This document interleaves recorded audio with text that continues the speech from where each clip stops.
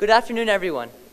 Classmates, I am very honored to have this opportunity to speak to each of you, as well as our families and friends. Hopefully, all our teachers will be as attentive to my speech as we have been to their lessons. I would like you to contemplate the direction and purpose of your lives. I also want you to think about your actions and look at what motivates them. The theme of this year's grad celebration is Beyond the Night. Today is the launching point for the rest of our lives. Therefore, I have decided to title my speech, Who Are We Following? We all want to look past tonight and decide who we are going to follow. Until now, we have been following our parents and our teachers, or at least pretending to. On behalf of the graduating class of 2012, we would like to thank all the parents here who have loved us and led us towards this point in our lives. We also thank our teachers. Their instruction has strengthened our minds and helped us build character. With graduation comes a measure of freedom. Freedom is important. It is worth seeking and worth celebrating. That is why today is such a momentous occasion. In America, the highest official honor for citizens is the Presidential Medal of Freedom. In May of this year, President Obama presented this award to Bob Dylan, a rock and roll pioneer who achieved fame for his songs about social justice in the 1960s. Usually freedom means independence. Yet ironically, one of Bob Dylan's most famous songs is not about independence, but about serving whom or what you choose to follow. You gotta serve somebody, he wrote, which means we all follow someone or something. In contrast to Bob Dylan, another notable singer of the day, John Lennon, wrote a song called Serve Yourself in criticism of Dylan's philosophy. In my opinion, however, Lennon's attempt to critique Dylan's work actually succeeds at reinforcing his idea, because when we serve ourselves, we are still serving somebody.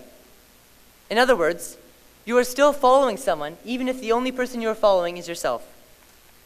In our graduation today, whose footsteps are we following? We are the 39th graduating class at the SRSS.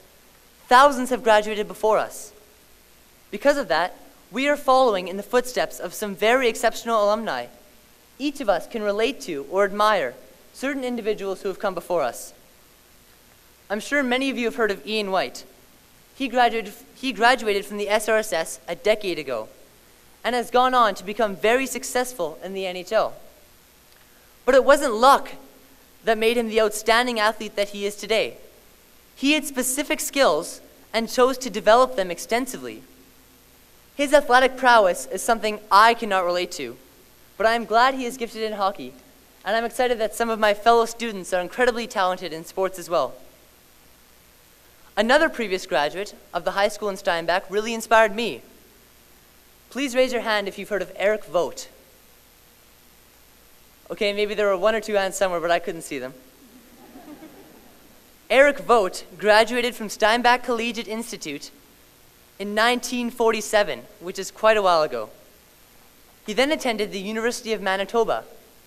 After receiving his master's degree, he went on to complete his PhD at Princeton University, where he studied under Albert Einstein.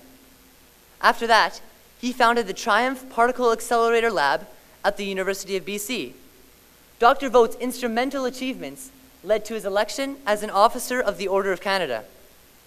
There are many other alumni from the SRSS who have left a similar legacy, from famous authors like Miriam Toews, to politicians, athletes, artists, musicians, business leaders, and others.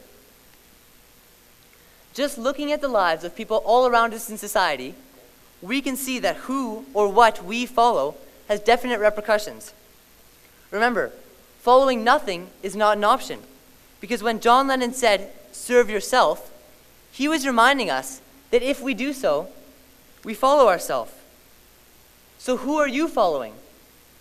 You may have never thought about that question or decided who you are following. Are you following a person you look up to? Are you following success? Are you following fame? Or are you following someone else? This decision is made continually because it is revealed through our choices. There I was, in grade 9, a self-centered 15-year-old spending countless hours playing video games and treating my parents and teachers with contempt and disrespect. But at the same time, I knew there was a better way to live my life. When I came to SRSS, I decided to follow Jesus Christ more intentionally than I had before. I humbled myself, opened up my heart to his leading, and chose to obey him with my actions and my thoughts.